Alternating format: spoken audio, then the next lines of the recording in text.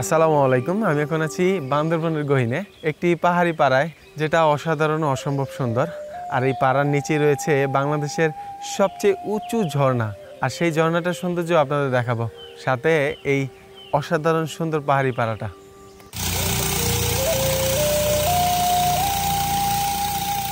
শহরের কোলাহল পেরিয়ে চলে এসেছি বান্দরবনের এক গহীন পাহাড়ি পাড়ায়।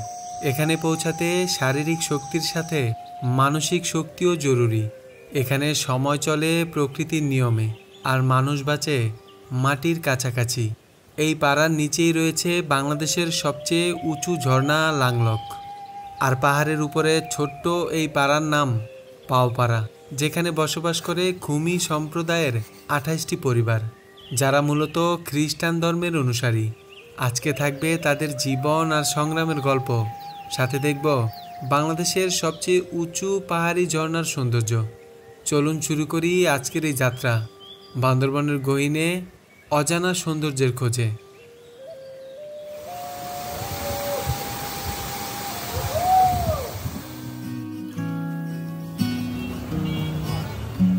আমাদের যাত্রা শুরু হচ্ছে ঢাকার সায়দাবাদ বাস স্ট্যান্ড থেকে। গন্তব্য পাহাড়ের শহর বান্দরবান।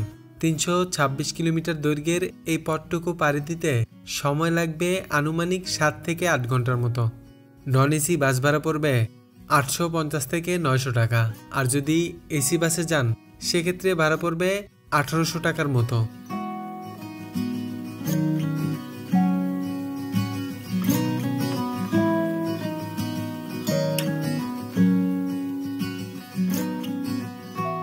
মাত্রই বাস থেকে নামলাম বান্দরবন বাস স্ট্যান্ডে। বাসটা এখানেই নামিয়ে দেবে, তারপরে আপনাদের চলে যেতে হবে থানচি বাস স্ট্যান্ডের দিকে, যেখান থেকে আপনারা থানচি যাওয়ার লোকাল বাস পেয়ে যাবেন। আপনারা চাইলে চাঁদের গাড়ি, নোহা, সিএনজি দিয়ে একদম থানচি পর্যন্ত যেতে পারবেন। সেক্ষেত্রে আপনার ধনেশ চত্বর থেকে আপনারা গাড়ি ভাড়া করতে পারবেন। এই লিস্টের ভাড়া দিয়েই কিন্তু আপনাদের থানচি পর্যন্ত যেতে হবে। আর যদি কম খরচে যেতে চান বা আমার মতো একা হন, সেক্ষেত্রে আপনারা লোকাল বাসে করে চলে যেতে পারেন। থানচি বাস স্ট্যান্ডের দিকে যাইতেছি, হাঁটতেছি প্রায় 7-8 মিনিট হবে, হেঁটে হেঁটে যাচ্ছি। আরও 3-4 মিনিট লাগবে বাস স্ট্যান্ড পর্যন্ত পৌঁছাতে। 280 টাকা দিয়ে একটা টিকিট কেটে নিয়েছি লোকাল বাসের থানচি যাওয়ার জন্য। আর এই পিছনে যেটা দেখতেছেন এটাই হলো কাউন্টার। এখানে ছোট্ট একটা টেবিল দিয়ে ওনারা বসে। আর এই যে পিছনে যে বাসগুলো দেখতেছেন, এই বাসগুলো দিয়েই কিন্তু চলে যাব থানচির দিকে। আরও 1 ঘন্টার মতো ওয়েট করতে হবে। 7:30 বাজে বাস ছাড়বে, এখন মাত্র 6:30 বাজে। তো একটু কষ্ট করতে হবে যদি লোকাল যেতে চান আর কি।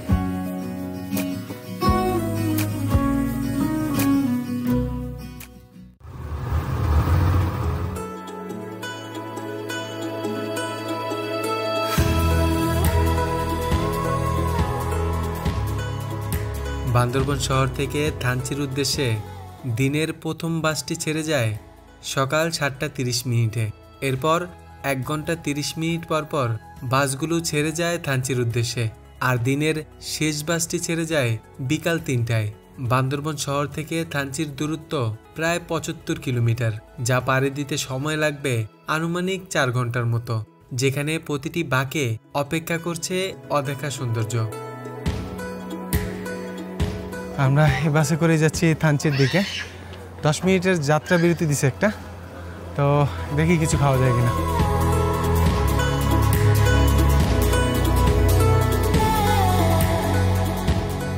থানচির পথে চলতে চলতে প্রথমেই নামতে হয় ওয়াই জংশন আর্মি ক্যাম্পে।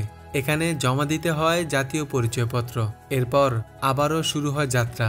পাহাড়ি সৌন্দর্যের মাঝে এগিয়ে গেলে সামনে আসে বলিপাড়া বিজিবি ক্যাম্প। এখানে নামতে হয় বাস থেকে।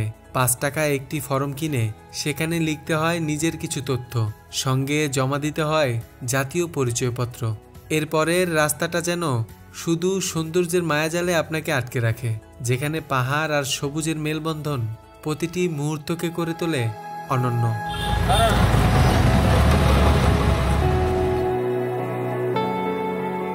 চলে আসছি থানচিতে। প্রায় 4.5 ঘন্টা লাগছে এই জার্নিটা শেষ করতে। ঠিক আছে ভাইজান, আসি। ভাই ছিল আমাদের আজকের পাইলট। আল্লাহ হাফেজ। এই যে ভাইরা সারা মানে জার্নিটাতে আমার পাশেই ছিল। আর এই যে বাসে করে চলে আসছি আমরা থানচিতে, নাকি? থানচি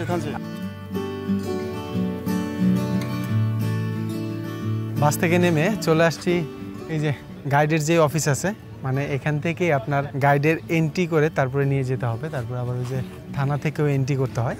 তো এই জায়গা থেকে আপনাদের আইডি কার্ড দিতে হবে 2 কপি, তারপরে এখানে আপনাদের একটা ফর্ম দিবে, ফর্মে আপনার নাম, মোবাইল নাম্বার এগুলো লিখতে হয়। গাইডের অফিসের যে কাজ ছিল সেগুলো শেষ করে এখন যাচ্ছি পাশেই থানা আছে, থানচির যে থানা, ওইখানে যেতে হবে এন্ট্রি করার জন্য।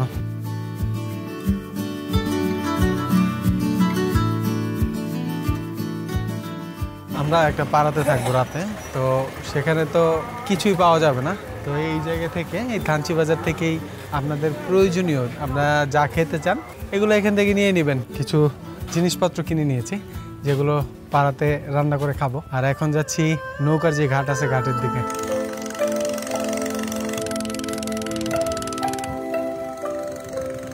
যে ট্রলারের ঘাট আছে ঘাটে চলে আসছি, আর এখান থেকেই ট্রলারে করে চলে যেতে হবে।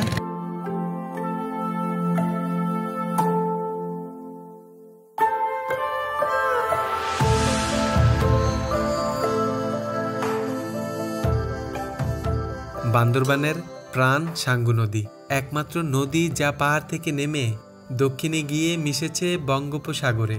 মিয়ানমারের আরাকান পাহাড় থেকে উৎপন্ন হয়ে নদীটি বাংলাদেশে প্রবেশ করেছে থানচি সীমান্ত দিয়ে। প্রায় 294 কিলোমিটার দীর্ঘ এই নদী পাহাড়, সবুজ বন আর অসংখ্য ঝর্ণার পাশ দিয়ে বয়ে চলেছে অপূর্ব সৌন্দর্যে।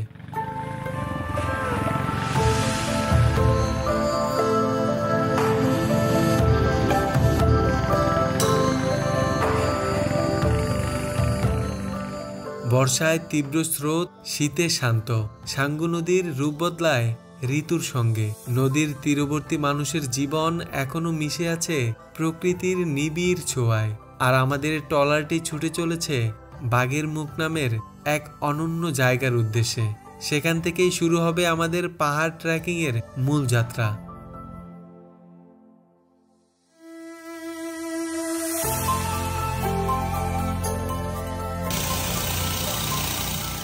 মাত্র পৌঁছালাম বাঘের মুখ, আর এখানে এই ট্রলারগুলো আপনাদের নামিয়ে দেবে। এখান থেকে আপনাদের হেঁটে যেতে হবে। আর এখানে কিছু ঘরবাড়ি আছে এই বাঘের মুখের পাশেই। তো এর আগে যখন আমি নাফাকুমে গেছি এই জায়গাটাতে তখন পানি ছিল না, একদম পানি কম ছিল, হেঁটে যাওয়া লাগছে এই জায়গাতে। আর এখন দেখেন কত পানি, আর বড় বড় পাথরগুলো এখান থেকে দেখা যায়। এই জন্যই এটাকে বড় পাথর এরিয়া বলে, আবার অনেকে রাজা পাথর এরিয়াও বলে। আর এই রাস্তাটা ধরে আমরা উপরের দিকে হেঁটে হেঁটে যাব।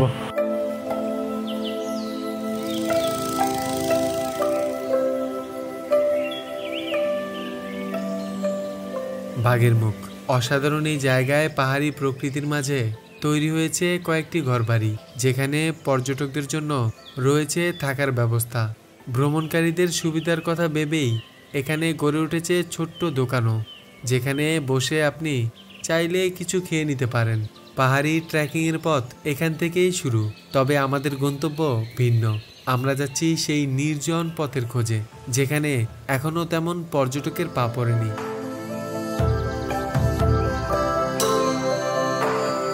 মানে আপনারা নিজেরা থাকার জন্য নাকি পর্যটকদের জন্য?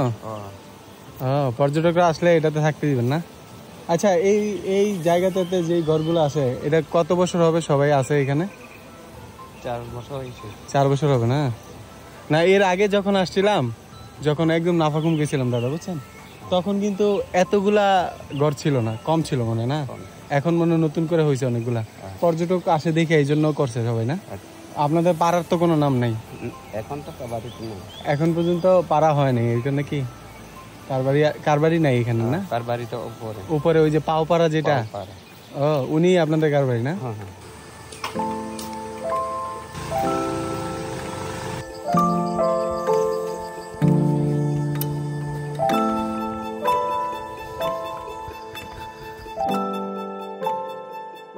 আমরা 1 লিটার পানি নিয়ে আসছিলাম, আর এই ঝিরি থেকে মানে পানিটা প্রায় শেষ হয়ে যাবে এরকম অবস্থায় ছিল, আবার ঝিরি থেকে ভরে নিলাম।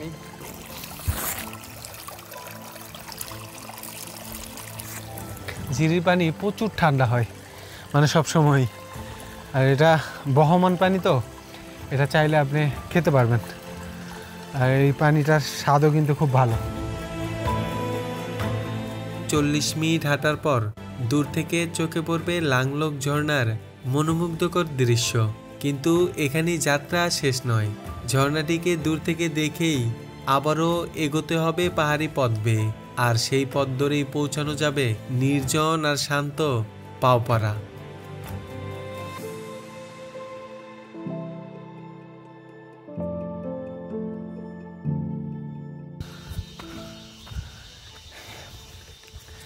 একটা পাহাড় উঠে আসছে, তারপরে আবার আরেকটা পাহাড় উঠতেছি, কিন্তু এই পাহাড়টা একেবারে জঙ্গল চারিদিকে। আপনারা এই নীরব একদম শুনশান একটা পাহাড় দেখতে পাবেন এই জায়গাতে, অসাধারণ। কোনো মানুষ কিন্তু দেখতে পাইনি। ওই লাংলক পর্যন্তই যারা আসে ঘুরে যায় আর কি, এ পর্যন্ত কেউ আসে না।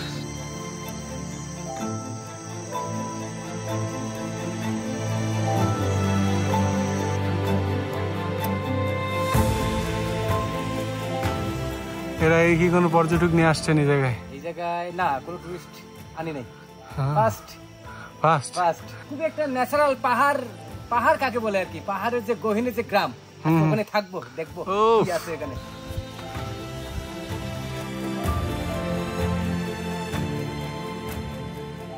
দেখেন এরকম খাড়া পাহাড় বেয়ে উঠতেছি, মানে মনে হচ্ছে একদম আকাশের দিকে উঠতেছি। মানে এত এত কষ্ট হবে ভাবতেও পারিনি। ক্রিস্তং পাহাড়ে ওঠার সময়ও একদম সেম ফিলিংসটা আসছিল। এখনও কষ্ট লাগতেছে, চারিদিকে জঙ্গল, আবার এখন জোকেরও উত্তাপ বেড়ে গেছে, খুব দূরতে উঠতে হবে। সন্ধ্যা নেমে আসতেছে, আর বেশি দেরি করলে যে কোনো বিপদ ঘটতে পারে, কারণ এখানে এখনও পর্যটক বা লোকজনের দেখা পাইতেছি না।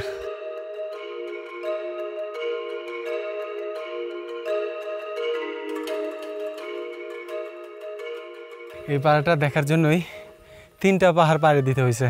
এই পাড়াটা আমার কাছে খুবই বেশি ভালো লাগছে, মানুষগুলো খুব আন্তরিক। রাস্তায় আসার সময় দেখলাম বসার জায়গা করে রাখছে, পর্যটকরা রেস্ট করতে পারে এই জন্য। আর এই যে দেখেন পাড়ার সৌন্দর্য অসাধারণ।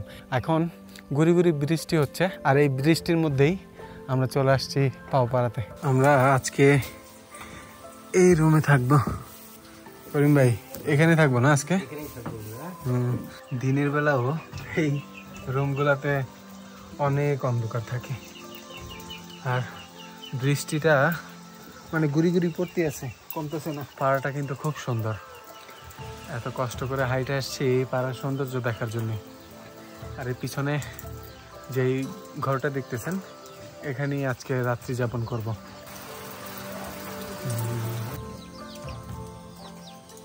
দাদা আমাদের জন্য মারফা নিয়ে আসছে পাহাড়ের। এটা কি শশার মতো খাইতে আমাদের? শশার মতো। এটা কত? 30 টাকা। এটা কি আমরা কি কি করবো এটা দিয়ে ভাই? এমনি খাবো, সালাদ বানিয়ে খাবো, যা মন চায় তা করে খাবো। আপনারা কি বলে ডাকেন এটারে? প্রিয়। প্রিয়?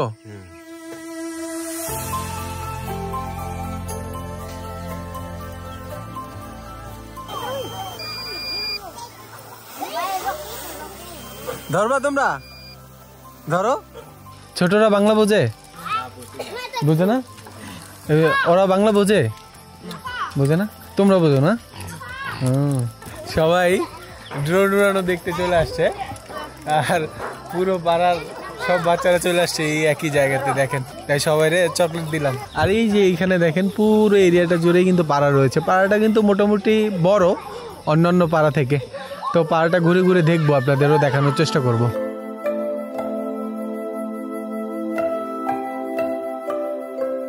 পাহাড়ের মানুষেরা নিজেদের কাজে ব্যস্ত থাকে সকাল থেকে সন্ধ্যা পর্যন্ত।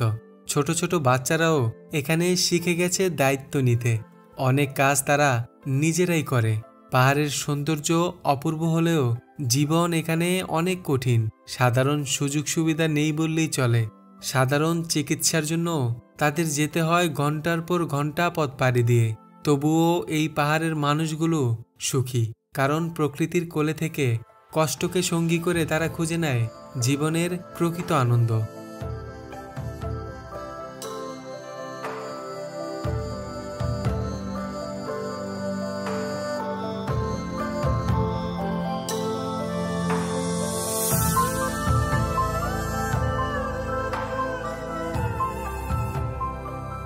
রাত হতেই পাহাড় একদম অন্যরকম, নীরব আর নিঃশব্দতা ছড়িয়ে পড়ে চারিদিকে। তবে ঠিক এমন সময় আড্ডা জমে ওঠে পাড়ার এক দাদার সাথে। বাঘের মুখ থেকে হাইটে আসলে কতক্ষণ লাগে আপনাদের? এখন তো 40 মিনিট লাগে, আমাদের 2 ঘন্টা 2.5 ঘন্টা লাগছে।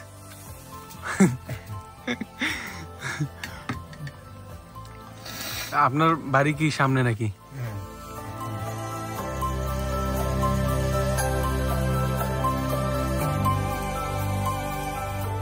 আমাদের আজকে কি ভাত, শশা সালাদ, শশা না মারফা, মারফার সালাদ, এবং মারফা কাটা আগে আমরা আস্তা খাবো, এরপরে ডিম বুনা। মারফার সালাদ আছে, ডিম বুনা আছে।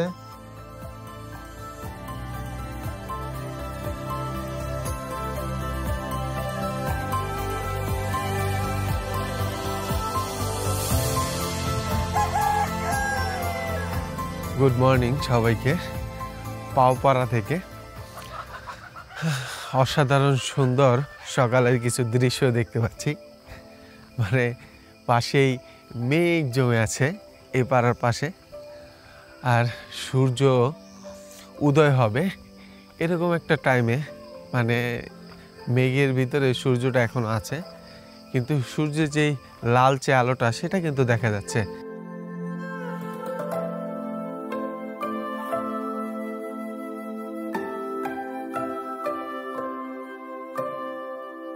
ভোর হতেই পাহাড়ের মানুষেরা ছুটে যায় নিজেদের কাজে। প্রতিটি ঘর থেকে ভেসে আসে রান্নার ধোঁয়া, আর পুরো পাড়া জুড়ে ভোরের আলোয় উন্মোচিত হয় এক অনন্য সৌন্দর্য। সকালের আকাশ ভরিয়ে তোলে মেঘেদের দল, যেন পুরো পাড়াকে ঢেকে রাখে সাদা চাদরে। এমন দৃশ্য যেমন মনকে শান্ত করে, তেমনি মনে করিয়ে দেয় কেন পাহাড় আমাকে এত টানে। কারণ পাহাড়ি এই মানুষগুলোর জীবন শিখিয়ে দেয় আপনাকে কিভাবে অল্পতেই সুখী হতে হয়।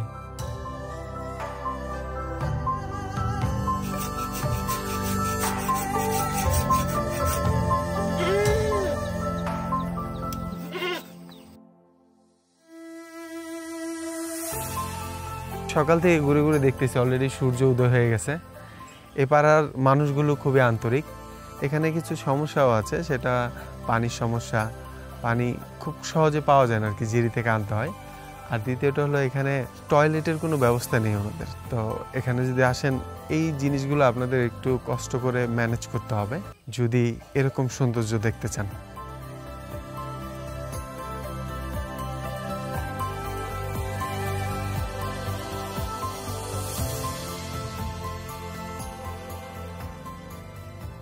অলরেডি ব্যাগ ট্যাগ গুছিয়ে নিছি আর আমরা বেরিয়ে যাচ্ছি।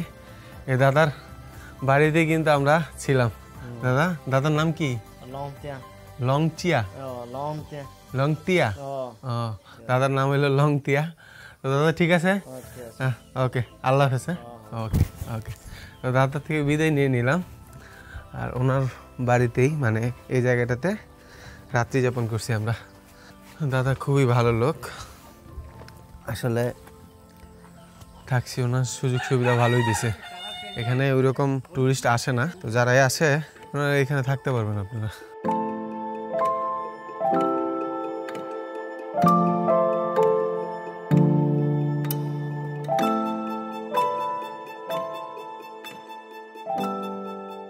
কালকে প্রায় 2 ঘন্টা হাইটা উপরে উঠছিলাম, 40 মিনিট হবে নেমে গেছি।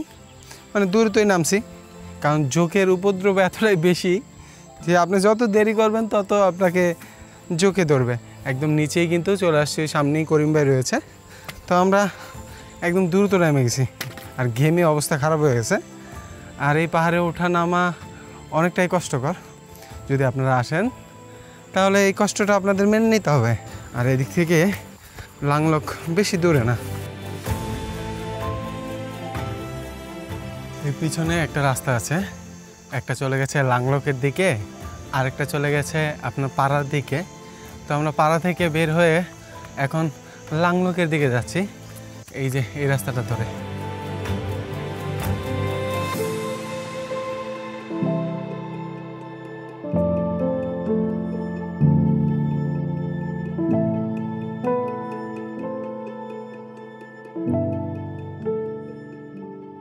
একদম ঝর্ণার সামনে আছি। এখানে বিশাল বড় একটা পাথর আছে, আর এই পাথরটার উপরে একটা গাছ আছে, গাছের শিকড়গুলো দেখা যাচ্ছে এখান থেকে, আর সেই শিকড়গুলাই এই পাথরটাকে ধরে রাখছে আর কি। মানে খুবই চমৎকার, একদম সরু একটা রাস্তা, এই রাস্তা দিয়ে আপনাদের আসতে হবে।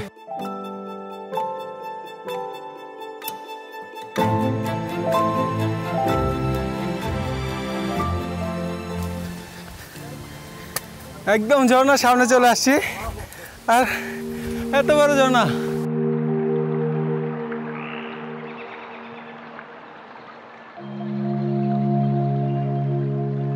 বান্দরবনের থানচি উপজেলার পাহাড়ের গভীরে সবুজের অরণ্যের মাঝে লুকিয়ে আছে মহিমান্বিত লাংলক ঝর্ণা, স্থানীয়ভাবে যাকে বলা হয় খুমজা। মারমা ভাষায় লাংলক অর্থ বাদুর, তাই অনেকে একে বাদুরে ঝর্ণাও বলে থাকেন। এই নামে ডাকার একটি কারণ হলো এর পাশেই রয়েছে হাজার হাজার বাদুরের আবাসস্থল। প্রায় 389 ফুট উচ্চতা থেকে নিরবিচ্ছিন্নভাবে ঝরে পড়া সাদা জলধারা এক অপূর্ব দৃশ্যের জন্ম দেয়। পাহাড়ি পথের কষ্ট ভুলিয়ে দেবে এর সুন্দর রূপ।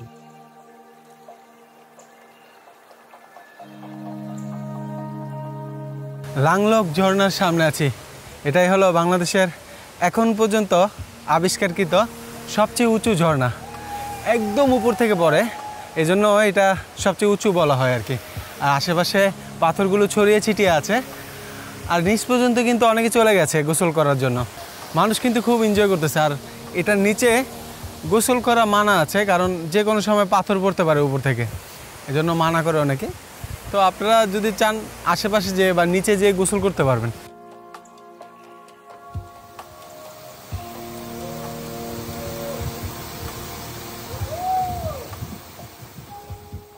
এই যে পাথরটাতে আমরা মাত্র উঠে আসলাম, সেই পাথরের নিচেই কি সুন্দর বসার জায়গা আছে দেখেন। এখান থেকে বসে বসে আপনারা এই যে ঝর্ণা উপভোগ করতে পারবেন, অসাধারণ জায়গা। আর এখানে ঠান্ডা লাগে না?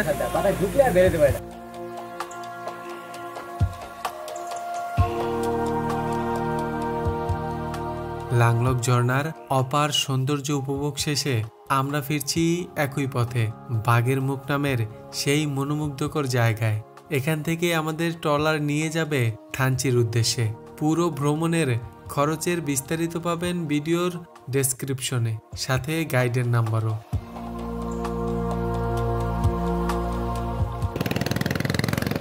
আমাদের ট্রলারটা আমাদের এখানে নামিয়ে দিয়েছে, ওই সামনে হলো থানচি বাজার। হ্যাঁ, আর আমাদের এখানেই নামিয়ে দিয়েছে কারণ আমরা রাত্রি যাপন করছি, আর এখানে রাত্রি যাপন করা সম্পূর্ণ নিষেধ। লাংলকে গেলেও দিনে দিনে সবাই চলে আসে, তো আমরা যেহেতু পাওপাড়াতে ছিলাম এজন্য আমাদের এদিক দিয়ে গেলে জিজ্ঞাসাবাদ করবে, আর যে গাইড আছে তারও সমস্যা হবে, আর সাথে ট্রলারের লোক আছে ওনারও সমস্যা হবে।